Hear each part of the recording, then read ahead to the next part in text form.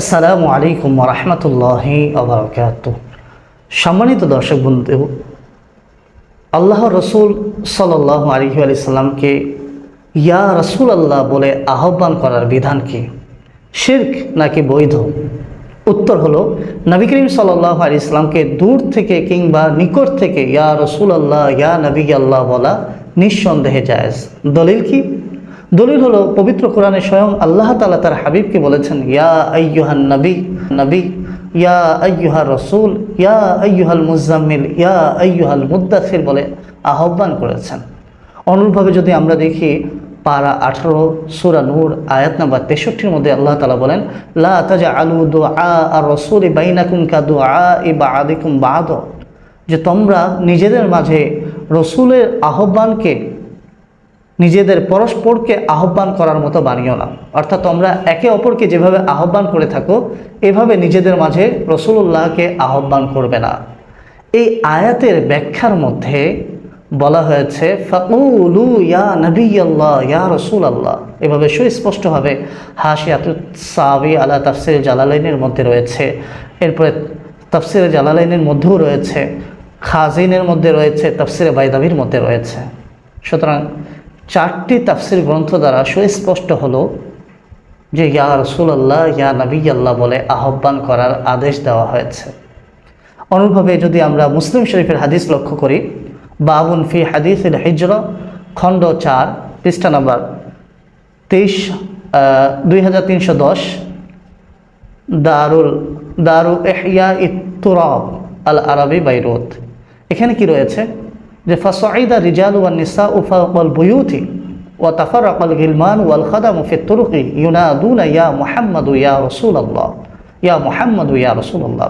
হযরত সাইয়্যিদুনা বারা রাদিয়াল্লাহু তাআলা আনহু থেকে বর্ণিত, হুজুর সাল্লাল্লাহু আলাইহি ওয়াসাল্লাম যখন মদিনা শরীফে প্রবেশ করার দৃশ্য বয়ান করলেন, তখন তিনি বললেন যে মহিলা এবং পুরুষরা ঘরের ছাদের উপরে উঠে গেল, আর শিশু এবং দাসের গোলামরা তারা গলির মধ্যে ছড়িয়ে পড়ল এবং সকলে স্লোগান লাগাচ্ছিল, ইয়া মুহাম্মদ ইয়া রাসূলুল্লাহ, ইয়া মুহাম্মদ ইয়া রাসূলুল্লাহ। এটি সহিহ মুসলিমের মধ্যে রয়েছে। তাছাড়া আমরা নামাজের মধ্যে প্রত্যেকে পড়ে থাকি, আসসালামু আলাইকা আইয়ুহান নাবিয়্যু ওয়া রাহমাতুল্লাহি ওয়া বারাকাতুহু। এটা পড়া তো ওয়াজিব প্রত্যেকের জন্য। সুতরাং ইয়া রাসূলুল্লাহ, ইয়া নবিয়াল্লাহ বলা নিঃসন্দেহে জায়েজ। এখন প্রশ্ন হতে পারে যে নবী করিম সাল্লাল্লাহু আলাইহি ওয়াসাল্লাম যখন বাহ্যিকভাবে দুনিয়ায় জীবিত ছিলেন তখন ইয়া রাসূলুল্লাহ বলার বিধান ছিল, নবী করিম সাল্লাল্লাহু আলাইহি ওয়াসাল্লামের ইন্তেকালের পরে তো ইয়া রাসূলুল্লাহ বলা যাবে না বা ইয়া নবিয়াল্লাহ বলা যাবে না, এমনটা প্রশ্ন আসতে পারে। সেই প্রশ্নের উত্তর হলো যে প্রথমত আত্তাহিয়াতুর মধ্যে আমরা আজও পড়ি আসসালামু আলাইকা আইয়ুহান নবী, কিয়ামত পর্যন্ত যারা আসবে তারা পড়বে। নবী করিম সাল্লাল্লাহু আলাইহি ওয়াসাল্লাম তো বাহ্যিকভাবে দুনিয়া থেকে পর্দা করেছেন, এটা একটা দলিল রইল।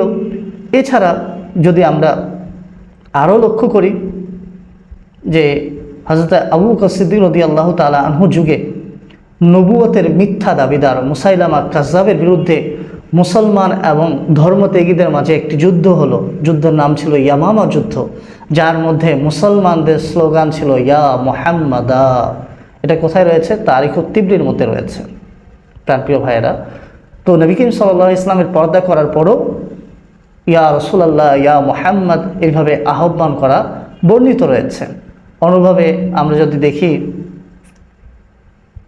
যে আমাদের পূর্ববর্তী বুজুর্গগণ যারা ছিলেন তারা কি নবী করিম সাল্লাল্লাহু আলাইহি ওয়াসাল্লামকে ইয়া রাসূলুল্লাহ, ইয়া নবিয়াল্লাহ বলে আহ্বান করেছেন?